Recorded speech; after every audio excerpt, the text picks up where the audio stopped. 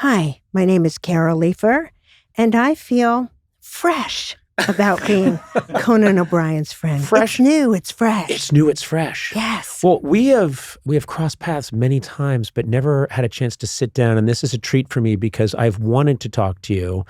And this is our opportunity right now. It is. Because we've worked side by side. Mm-hmm. We just did the Oscars together. Yes. You were a writer on the Oscars. I was hosting the Oscars. And yet there's all this running around and we keep passing each other in the hallway. So it's nice to sit down because you have, in my opinion, one of the best careers of any comedy writer I can imagine. Wow. High praise. I mean, think about it. Think about this. These are the shows, and I'm explaining it to you as if you've lost your memory in an accident. I'm a doctor that's come in, and I'm telling you, your name is Carol Leifer. You've written on Seinfeld, Hacks, Curb Your Enthusiasm, Modern Family, Saturday Night Live, The Larry Sanders Show, and 10 Academy Award shows. Jeez. Yes. That's insanity. Yeah. Oh, and you're leaving out the Colgate Comedy Hour. Yes. You killed it in 1952. Thank you. Thank you very much. You were a fetus when you wrote for that show. There's so much to talk about because there's the world of comedy writing, but what I want to start with is you come from the world of stand-up 1970s, and I've talked to people like Susie Essman about what it was like in those early days to be a woman who's trying to do stand-up comedy in the 1970s. Yes. And it was, I would guess, not easy. Not an easy thing to crack. You know what? It was actually quite the opposite because there were not many women, and I always thought that was a tremendous advantage because I always talk about the 70s stand-up. They were looking for comedians. Right. But it's really true. So when I started, there were like 4 or 5 women comics. Rita Rudner was of my generation.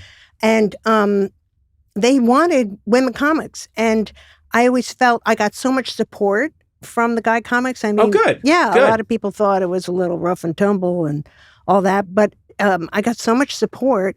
So I found it to be advantage. I mean, what was obnoxious was way back then, they wouldn't put on 2 women following each other.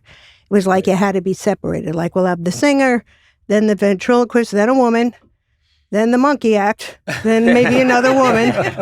You're a novelty. Yes.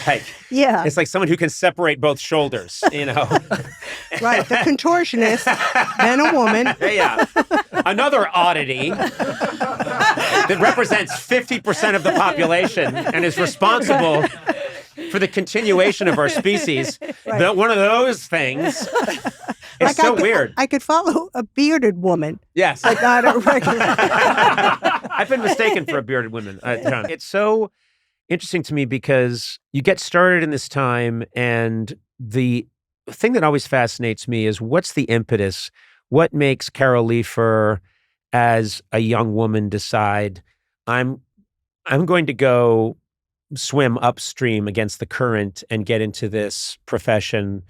I mean, it's strange enough in those days when a man decides to do it, but where did you come from? What made you want to do this? Well, I think as always wanting to be a performer, like most people's greatest fear is speaking in front of large groups of people. Most performers' fear is not speaking in front of people. Right. You know what I mean? You had it in you.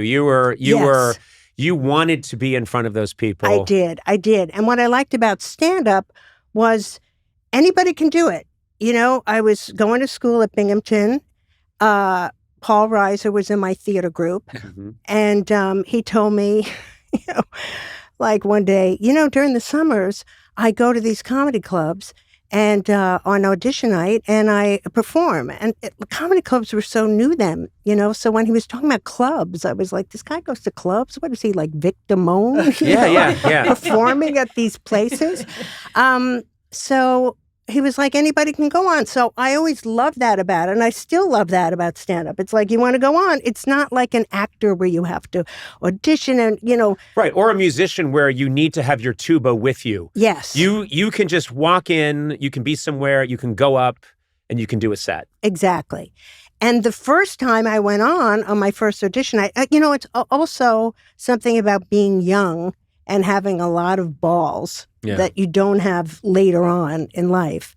You have more to lose later in life, yes, I've noticed. Yes. That I completely agree with what you're saying. Mm-hmm. There's a period in my life where I had a $380 a month apartment. I had a beat-up 1973 Plymouth Valiant. And I'd do anything. I sold my body for sex. And enjoyed it. And often would, Win-win. Win-win. Okay. I wouldn't even take the money afterwards. But yes, I know exactly what you're talking about. So I went on audition night. My first audition night, I killed. It was amazing. And I thought oh my God, this is not only so great, it's so easy. I'll be on Johnny Carson next week. This is amazing. It wasn't until the second time that I went on that I completely bombed. So bad that I invited friends from college to come see me because I was I'm doing great. And you can and I had a tape recorder on the table, and you can actually hear my friend in the middle of my set going, oh.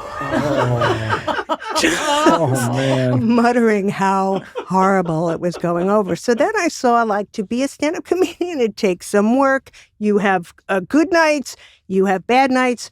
There are a lot of factors that go into it, who you follow, what time of the night you go on, how inebriated the crowd is. So you have to learn to negotiate all that. You talked about Carson. I know your real break came with Letterman. Yeah. Because Letterman show, which was, such an influence on me, I think I'm 17 or 18 when he does the morning show, and then switches over to the late night show. So I'm maybe 19 years old when he starts the late night show.